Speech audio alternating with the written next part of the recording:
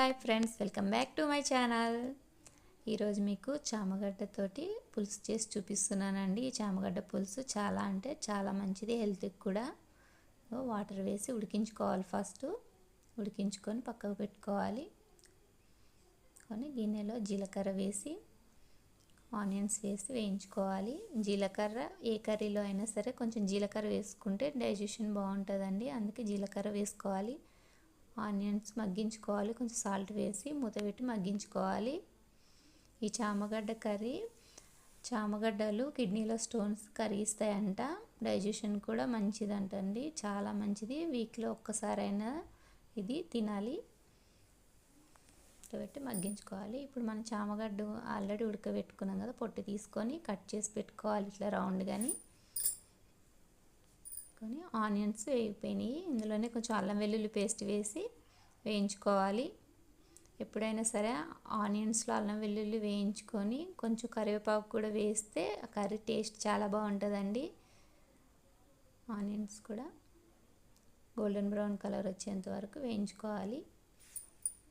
ఇందులోనే కొంచెం పసుపు వేసుకోవాలి. వేసుకొని ఒక 2 టమాటాలు కట్ చేసి పెట్టుకున్న టమాటాలు కూడా ఈ ఆయిల్లో వేసి మగ్గించుకోవాలి. ఈ మసాలాలకు పట్టేటట్టు అన్నీ ఆయిల్లోనే మగ్గించుకోవాలి. ఆయిల్లో మగ్గించుకుంటే కూర చాలా టేస్ట్ బాగుంటుంది. ఏ కర్రీ అయినా సరే ఆయిల్లో ఎక్కువసేపు మగ్గిస్తేనే బాగుంటుంది.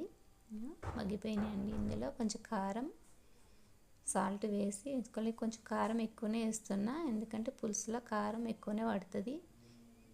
కొంచెం గరం మసాలా కూడా వేసి టేస్ట్ కోసం, కొంచెం లైట్ ఫ్లేవర్ కోసం వేస్తున్నానండి.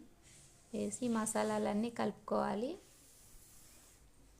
ఇందులోనే మనం కట్ చేసి పెట్టుకున్న చామగడ్డల్ని వేసి మసాలాలన్నీ పట్టేటట్టు కలుపుకోవాలి. ఒక 2 మినిట్స్ అలా కలిపి పెట్టి, ఈలోగా మనం చింతపండు రసం, ఒక నిమ్మకాయ సైజ్ అంత చింతపండు రసం తీసి పెట్టుకున్నా నేను, వేసుకొని ఆ చింతపండు రసం కూడా ఇందులో వేసి ఉడికించుకోవాలి. కనీసం ఒక 15 మినిట్స్ ఉడకనియాలండి. చింతపండు వేసాక, చింతపండు వేసిన తర్వాత ఒక 15 మినిట్స్ ఉడికితేనే కర్రీకి టేస్ట్ బాగుంటుంది. ఏ కర్రీ అయినా సరే మనం 15 మినిట్స్ అయినా సరే చింతపండు ఉడకనియాలి. ఇదిగో రెడీ అయిపోయిందండి, ఎంతో రుచికరమైన చామగడ్డ పులుసు.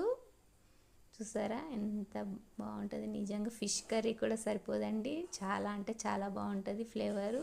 ఒకసారి ట్రై చేసి చూడండి. ఓకే ఫ్రెండ్స్, వీడియో నచ్చితే లైక్ చేయండి, నా ఛానల్ సబ్స్క్రైబ్ చేసుకోండి.